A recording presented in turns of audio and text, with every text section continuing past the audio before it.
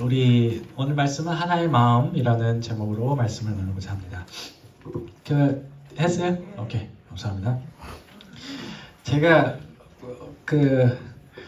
이제 미국에 처음 왔을 때 우리가 여러분들도 기억하실 거예요. 처음 미국에 왔을 때 쉽지 않잖아요. 쉽지 않고 이렇게 정착할 때 많은 좀 어려움들이 있는데 그 중에 하나 예전에 저도 한 차례 얘기했던 적이 있어요. 저는 언어의 장벽이 좀 많이 어려웠습니다. 언어의 장벽이 어려워서 저도 우스갯소리로 얘기한 적이 있죠. 제 수업 시간에 선생님이 네 생각이 뭐야? 이렇게 물어봤는데 그 대답을 yes, no로 대답했다는 what's your idea? 이랬는데 yes, no 이렇게 대답했던 그 기억이 아직도 생생해요. 그렇게 영어를 못했어요, 제가. 영어 공부 열심히 했어요. 이상하게 보지 마세요. 한국에서 뭐 10년씩 이렇게 공부했는데 미국 오니까 그게 완전 다 까먹어지더라고요. 까먹어졌는데 그런 문제들과 관련해서 이제 선생님이 저한테 한 가지 해주신 말씀이 있어요. 이것도 한번 같이 나눴던 것 같은데 그때 뭐라고 얘기했냐면 저한테 너는 조금 너의 껍데기를 깨야 될 것 같아 라는 그런 말씀을 해주셨어요. 뭐라고 얘기하냐면 you need to break the shell 이렇게 얘기를 하셨어요. 그래서 제가 가만히 생각해보니까 선생님이 도대체 내 껍데기가 뭔가 이렇게 생각해 봤더니 제 껍데기는 체면이었어요. 체면. 잘 이렇게 이 나이에 먹고 저도 그때 30살이었으니까 30살 먹고 공부 그렇게 한국에서 많이 했는데 떠듬떠듬 하는 걸 보여주기 싫어서 창피해서 제가 말을 이제 안 하고 있었던 거죠. 그때 이제 제가 결단을 하나 내린 게 있었어요. 뭐냐면 다른 사람들이 뭐 나를 어떻게 생각하든지 수업 시간에 질문 하나는 무조건 한다 이런 생각으로 수업에 들어갔어요. 그래서 이제 그러고 나니까 조금 이제 좀 참여를 하는 것 같더라고요. 겉도는 게 아니라 들어간 것 같긴 하는데 물론 전 아직도 그 친구들의 당황스러운 얼굴이 아직도 기억나요. 제가 막 뭐라고 얘기하면 대답을 해줘야 될 거 아니에요. 그 친구들도 못 알아듣는 거예요. 못 알아듣고 이렇게 저렇게 쳐다보고 얘 무슨 말 하는 거야 이렇게 쳐다보고 심찬호 선생님도 뭐라고 대답하지 이랬는데 어쨌든 저는 좋았어요. 저는 그걸 통해서 이렇게 조금 더 제대로 이렇게 수업에 참여할 수 있었던 그런 기억이 있습니다. 우리가 어떤 일에 겉도는 것이 아니라 깊이 참여하려 할 때 우리는 때로 내려놓는 결단을 할 필요가 있어요. 저처럼 언어에 대해서 체면을 내려놔야 될 수도 있고 어떤 경우에는 시간을 더 많이 할애하기 위해서 내가 갖고 있는 자유시간, 프리타임을 내려놔야 할 때도 있어요. 어떨 때는 좀 뭔가 좋은 것을 더 얻기 위해서 돈을 써서 물질을 더 많이 투자해서 물질을 내려놔서 그래서 그것을 획득해야 될 수도 있어요. 이러한 결단을 하고 나서야 우리가 더 이상 주변인이 아닌 어떤 주인공 혹은 주인으로서 그 어떤 일에 들어갈 수 있게 되는 것이죠. 예수님을 믿는 길도 비슷한 원리가 적용이 됩니다. 예수님을 믿는 믿음 안에 주어지는 진정한 기쁨을 알기 위해서 또 누리기 위해서 우린 때때로 우리 것을 내려놔야 하는 결단을 해야 될 때가 있어요. 여기서 내려놓는다는 것은 뭐 어려운 게 아니에요. 다 버리라는 그런 얘기도 있지만 가장 중요한 건 이것인 거죠. 중심의 이동을 의미하는 것 같아요. 우리가 중요하게 생각하는 것들이 다른 것이 아니라 예수님으로 맞춰지는 그 중심의 이동이 필요한 것이에요. 예수님의 모든 다른 것보다 중요하다고 여기기 시작할 때 우리가 믿음의 참 기쁨 안에 들어가게 되는 것입니다. 오늘 본문이 이 중심의 이동에 대해서 말하고 있는 본문이에요. 어떤 남성에게 이 순간이 찾아왔는데 결단의 시간이 찾아왔는데 안타깝게도 이 사람은 그 결단을 내리지 못했어요. 중심을 이동하지 못해서 일단 도대체 왜 이런 일이 일어났는지 그리고 이게 무엇을 얘기하는지에 대해서 잠시 생각해 보고자 하는 시간을 갖고자 합니다. 참 공교로워요. 왜냐면 뭐가 공교로운 게 뭐냐면 이건 좀 다른 얘기인데 수요일에 우리가 수요예배를 하면서 끝나고 나서 집사님들이 얘기했던 본문이 요 본문이었어요. 요 본문인데 제가 이 얘기를 말씀 이미 준비했었거든요. 준비했었는데 그 얘기를 했다는 것은 아마 우리 교회에 이게 필요한 것 같아요. 오늘 말씀이. 그러니까 한번 잘 들어보세요. 오늘 예수님이 활동하던 그 시절에 한 남자가 이제 찾아왔어요. 그리고 이렇게 묻습니다. 뭐라고 묻냐면 예수님이라고 안 했어요. 선생님이라고 했는데, 선생님, 제가 무엇을 해야 영생을 얻습니까? 영원한 생명, 우리가 천국에 어떻게 들어갑니까? 라고 이렇게 물어봤어요. 아마도 이 사람이 그 당시 예수님 했던 그런 얘기들, 활동들을 보고 나서 깊은 마음의 울림이 있었던 것 같아요. 그래서 조금 더 알아보고 싶어서 예수님한테 이제 찾아온 거죠. 이 질문에서 예수님이 되게 간단하게 대답하세요. 뭐 간단하게 얘기하냐면, 여러분들 십계명 아시죠? 모세의 십계명. 모세가 신의 상에서 10개 봐서 뭐뭐 하지 말라, 나 외에 다른 신을 섬기지 말라 해서 10개, 그거로 해서 중요한 부분들을 떼서 그대로 19절에서 이렇게 얘기를 하세요. 우리 19절 한번 읽어보실까요? 시작. 살인하지 말라, 간음하지 말라, 도둑질하지 말라, 거짓 증언하지 말라, 속여 뺏지 말라, 제 부모를 공경하라. 아멘. 공격하지 말라. 공경하라. 오케이. 아멘. 이 남자는 이 답변에 이렇게 대답하죠. 20절에 넘어가 주시면, 선생님, 제가 이거 어려서부터 다 지켰어요. 이렇게 얘기할 수 있다는 건 진짜 대단한 거예요. 그러니까 이제 이 대답을 통해서 알 수 있는 게 뭐냐면, 이 남성의 신앙이 진짜로 대단했다는 거예요. 정말 하나님 말씀 정말 좋아했고 하나님 말씀대로 살려고 노력했던 사람이 요 남자였다고 우리가 생각할 수가 있어요. 말씀대로 살아가려고 했던 이 남성의 모습을 예수님께서 너무나 흡족해 하셨어요. 이 모습을 보고 21절에 참 재밌는 표현이 하나 나와요. 예수님 무슨 표현이 나냐면, 예수님을 이 남성을 보고 사랑하사라고 얘기해요. 우리가 성경을 잘 보면요, 그 가스펠을 잘 보면, 복음서 전체를 봐도 예수님이 누군가를 사랑했다라는 표현이 잘 나오지 않아요. 누군가 예수님을 사랑하고 누군가 예수님을 좋아하고 그런 건 많이 나오는데, 예수님이 누구를 사랑했다라는 얘기는 극히 드물어요.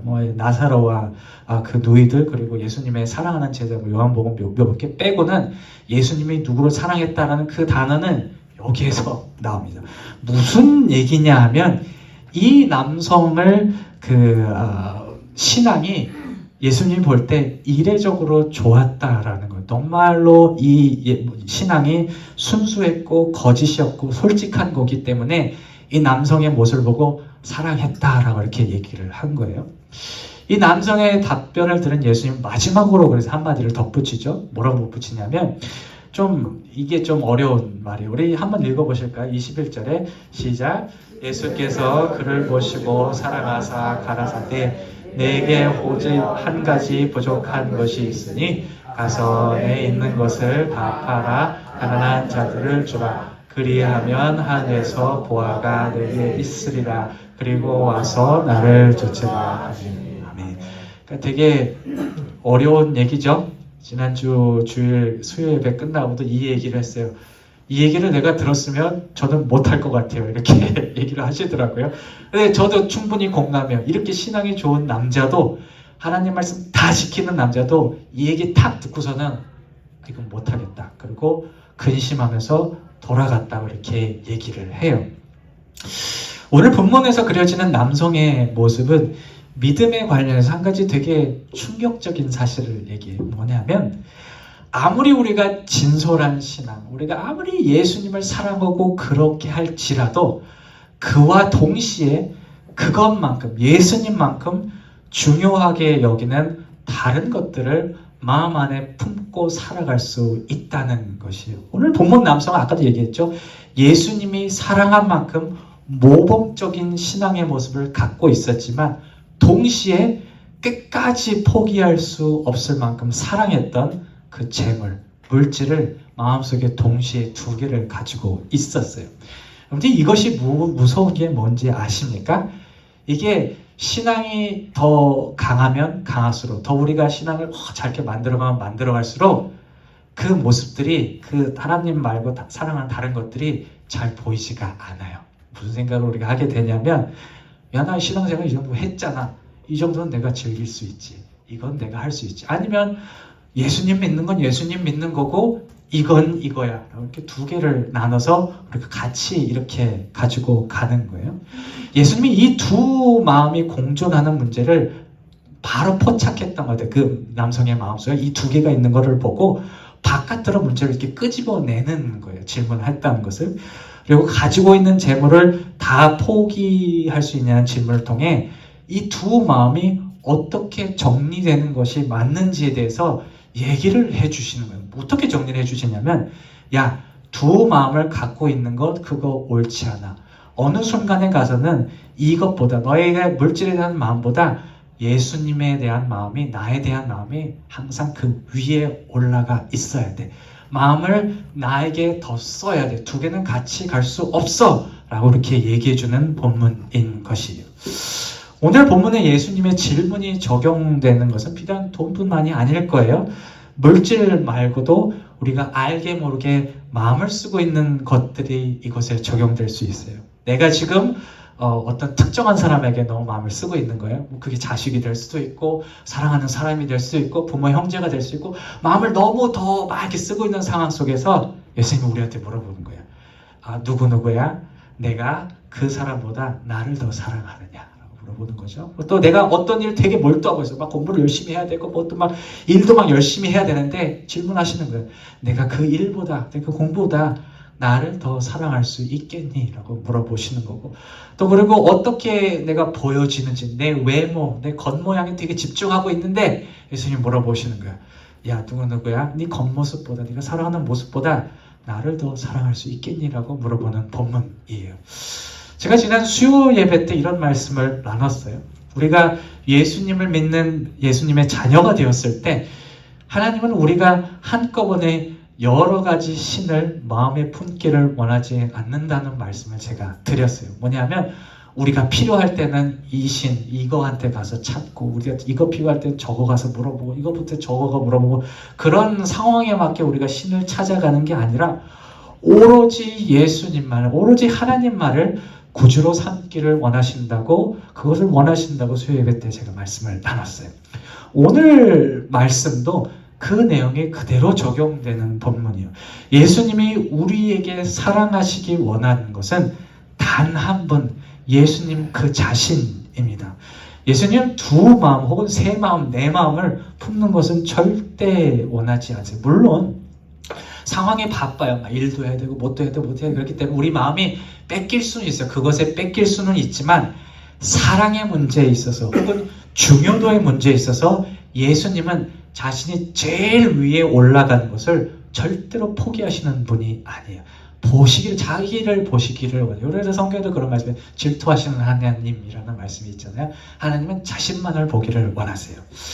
예수님이, 하나님이 자신을 사랑해야 한다고 강력하게 그렇게 얘기할 수 있는 이유가 뭐냐면 예수님에게는 우리를 책임질 수 있는 능력이 있기 때문이에요. 예수님이 얼마나 하나님께서 우리를 사랑하시는지에 대해서 마태복음에서 이렇게 얘기하신 적이 있어요. 우리 한번 읽어보실까요? 시작. 공중에 새를 보라. 심지도 않고 거두지도 않고 창고에 모아들지도 아니하되 너희 하늘 아버지께서 기르시다니 너희는 이것들보다 멀지 않으리라. 아멘. 그러니까 우리가 예수님 사랑하는 것 때문에 뭔가를 놔야 될 때, 이렇게 포기해야 될 때, 그 포기해야 되는 것보다 훨씬 더 좋은 것을 주시기를 원하시고, 또 실제로 줄 수 있는 분이 예수님이시기 때문에 그렇게 나를 보라고 얘기를 하시는 거예요. 아마 오늘 본문의 남자가 자신의 재물을 다 포기했다면 아마도 예수님은 그가 재물을 통해서 어떤 그 기쁨보다 더 큰 기쁨을, 배가 되는 기쁨을 아마 이 남성에게 주셨을 거예요. 저는 그렇게 믿습니다. 제가 예전에 삶의 어떤 순간에 제가 한참 잡을 서칭할 때 그 경력에 목이 메었다는 그런 말씀을 드린 적이 있어요. 뭐냐면 조금이라도 좋은 이력서를 막 작성하기 위해서 막 이런저런 막 펠로우십 프로그램 뭐 이런 것들 막 지원하고 그럴 때가 있었어요. 이것도 해보고 저것도 해보고. 근데 문제가 뭐냐면 그 지원할 때마다 그게 주구장창 다 떨어지는 거예요. 맨날 내려오는 게 이제 리젝션 레터가 저한테 계속 이렇게 내려오는 거예요. 그러니까 떨어지니까 제 마음도 이렇게 바닥을 치더라고요. 그러니까 실패한 거죠. 어떻게 보면 사업에 실패한 거예요. 저 사업에 실패한 거예요. 그 당시에는. 제가 말하기 부끄러웠지만 그 당시에는 예수님보다 좋은 경력 만드는 것이 제가 더 사랑하는 것이었어요. 그게 제가 더 사랑하는 거예요. 제가 고백해요, 그때는. 근데 그렇게 제가 실패했다고 생각했을 때, 그래서 제 경력으로 뭔가를 할 수 없을 거라고 생각했을 때, 진짜 놀라운 일인데 하나님께서 제가 할 수 없는 것들을 할 수 있도록 길을 이렇게 열어주셨어요. 어느 정도냐면은 저보다 경력이 이렇게 좋은 사람들은 안 되고 뭐 돌아가고 그래야 되는데 저는 자꾸 이렇게 되는 거예요. 처음에는 기분이 좋았죠. 좋은 일 생기니까 뭐 사업을 따지면 돈 많이 번 거예요. 와장창 이렇게 막 번 거예요. 내 능력보다. 근데 나중에는 이런 생각이 들어요. 이거는 내가 할 수 있는 일이 아니고 이거는 하나님이 할 수밖에 없는 일이야 라는 생각이 들면서 이런 생각이 들더라고요. 내게 중요한 게 좋은 경력이 아니라 예수님이었구나라는 거를 그때 제가 알게 되더라고요. 그러니까 하나님께서는 더 하나님을 보게 하기 위해서 저에게 실패를 경험하게 하시고 그 실패를 통해서 예수님을 보다 더 사랑하는 것을 제 눈을 이렇게 띄게 만드시는 거죠. 띄게 만들으셔 놓고 예수님을 보게 하셨고 그 과정 속에서 또 더 좋은 것을 부어넣어 주심으로 봐라 나를 봤을 때 나한테 왔을 때 더 큰 것을 줄 수 있지 않냐 라는 그런 모습들을 저한테 보여주시는 것을 느끼게 되면서 그런 생각이 들었던 거예요. 아, 내가 필요했던 게 좋은 경력도 아니고 뭣도 아니고 예수님이었구나 라는 것을 제가 그때 이렇게 다시 한번 알았습니다. 그래서 저는 때때로 하나님께 너무 감사해요. 저도 똑같아요. 저도 목사지만 때때로 이상한 길로 막 가려고 하거든요. 하나님께서 원하시지 않는 길로 가려고 하는데 하나님은 늘 포기하지 않으시고 저를 탁 잡아서 맞는 길을 이렇게 돌려놓으신 분들, 전 그게 은혜라고 생각을 해요. 그게 은혜라고 생각하고 그게 하나님이라고 생각하면 하는 걸 보면 참 감사하지 않을 수가 없겠더라고요. 말씀을 마무리할게요. 여러분, 우리의 중심이 다른 것이 아니라 예수님께로 향하기를 원합니다. 두 마음이 아니라 세 마음이 아니라 한 마음을 예수님께 두시기를 바라요. 그러할 때만 분명히 예수님께서 주실 수 있는 그런 기쁨과 은혜가 우리를 이렇게 채워주실 것을 또 믿고 살아가는 저와 여러분들이 되시기를 주님의 이름으로 축원합니다. 아멘.